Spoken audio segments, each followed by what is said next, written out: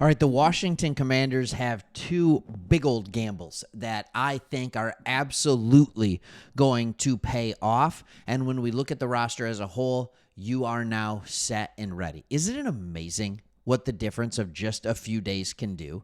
Like, you're sitting here one day and you're like, oh, are we going to be good? Like, where is Brian Robinson? Right? Like, he's not even at practice. We got Terry McLaurin that wants a trade and he's sitting out. Like, is he even going to be on our roster? What does our wide receiver room look like without him? And then you fast forward just a few days and all of a sudden you're like, oh my goodness, we have a running back that's very likely already better than Brian Robinson and Jacory Croskey-Merritt, Bill. And we now have Terry McLaurin locked up with a 3-year extension, so we have him for another 4 years. And I'm going to talk about why this giant gamble paid off. And first, we're going to talk about the guy, Terry McLaurin. And on this show, you know us. We talk about teams that the national media doesn't seem to talk about as much, and we like to talk about the stories that the national media isn't talking about as much. And normally, the Terry McLaurin story wouldn't be part of that, but he ended up signing his contract extension when a lot of other players also went into camp, like Trey Hendrickson and other big name players like that. So even he didn't get a lot of run. Like, when you're looking at when you're scouring the web for it, you get like a 1.5 minute clip from Ian Rappaport, and it's just like, okay, that's it. Like, there needs, and there is more, don't get me wrong, people are talking about it, they're covering it in the local media for sure. But I need to talk about what this is. In fact, with Ian Rappaport, he talked about how it's a 3-year extension worth up to $96 million. He said the actual money without incentives is closer to 3 years, $30 million. So I just want to talk about this for a minute. He wanted to get the same amount of money as DK Metcalf. That was his shelf. He didn't get DK Metcalf money. I just want to be clear on that, because DK, I think, got like 4 years, 120 or 5 years, 150. So now DK's 27 and Terry McLaurin is 29. I understand there's a 2-year difference there, but Terry McLaurin is by far and away a more skilled and better wide receiver than DK Metcalf. He's been more efficient. He's been more productive. All right. Now, when you look at this is just an estimate on Spotrac because all the final numbers are not out there yet, but here's what the contract will look like. All right. He gets his money, right? And there's a potential out after the next 2 years with $18 million dead cap. So he gets a vast majority of his money in the first 2 years, all that guaranteed money. 44.6 of it's guaranteed. So it's a 3-year, $97 million deal, $30 million signing bonus, but $44 million guaranteed with an average annual salary of $32.3 million repeating, of course. All right. If you know the joke, you know the joke.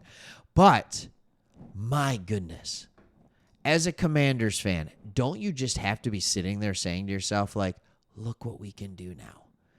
It went from like, oh, what is our wide receiver crew looking like? Like, I know Deebo Samuel is a good wide receiver. He proved he could be a number one option for the 49ers, but even then, he wasn't like a traditional outside wide receiver. They did that with Brandon Ayuk. So, like, all right, he's going to be there, but now the defense can key in on that. And who's going to be our over-the-top threat? We have a quarterback who's one of the best deep ball passers in the NFL. And the only reason I don't say he's the best is because he's only done it for 1 year, right? And it's just like, what does our offense look like? And now all of a sudden, it's like, our offense looks great. Your offense looks great. Now you have Terry McLaurin. He can do everything. You have a running back in there that is extremely versatile. You have Deebo Samuel underneath. You have a reliable tight end. And you have a decent offensive line. All of this stuff is really, really good. Terry McLaurin talked about what it looks like with a slide of wide receivers after the age of 30. He said the data is the data. But I think certain people, there's outliers. There's people who may not necessarily fit into that set of data, McLaurin said. Only time will tell, but I feel like where things are trending in my ability. He said, in January, I ran like a 60-yard screen for a touchdown. My speed hasn't diminished at all. I don't know why I'm not showing you this quote. All right. He said, my speed is not diminished at all. My toughness is there. If anything, my savviness of playing receiver has grown.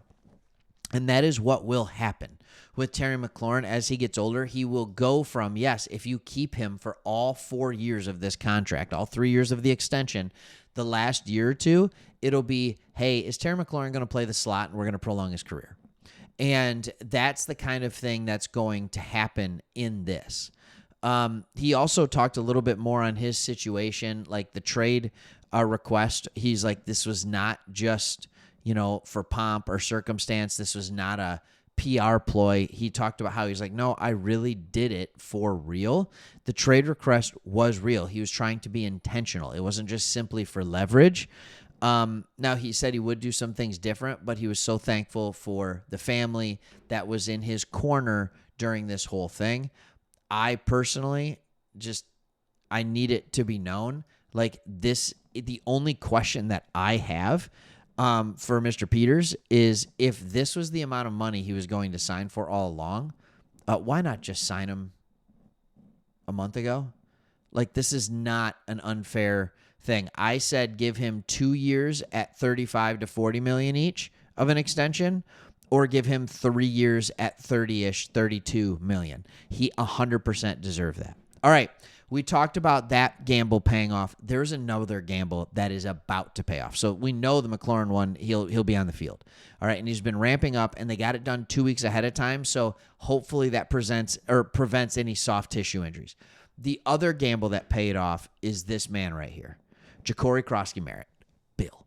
We've talked about him a little bit on this channel. He is a running back that has elite speed. He has good enough size. We talked about how nobody knows who he is because the NCAA did him dirty and he did not get his transfer request. He was only able to play like one game for Arizona after playing at a small school. So there wasn't enough really tape on him, but he decided to go out because he was probably sick of dealing with the NCAA. And now you have this guy that is just a really, really good athlete. Now, here's the thing that I thought was interesting. You look at the composite agility down here, and it says poor. Watch this dude play football. He does not have any trouble with quick cuts, fluid hips, things like that. No, he's actually pretty elite in it. Where Brian Robinson was a more stiff, upright runner, Jacory, Bill, is more of a twitch runner. And so it'll be a lot of fun for you guys to watch this. Plus, look at this. You already have other running backs. All right. Of the 4 players, Merritt is probably the biggest surprise. I understand that. But he's not the only guy that you have. You still have Eckler. You still have Chris Rodriguez Jr. Like, you still have McNichols. You still have all these guys that you can't be upset about having. They're solid players.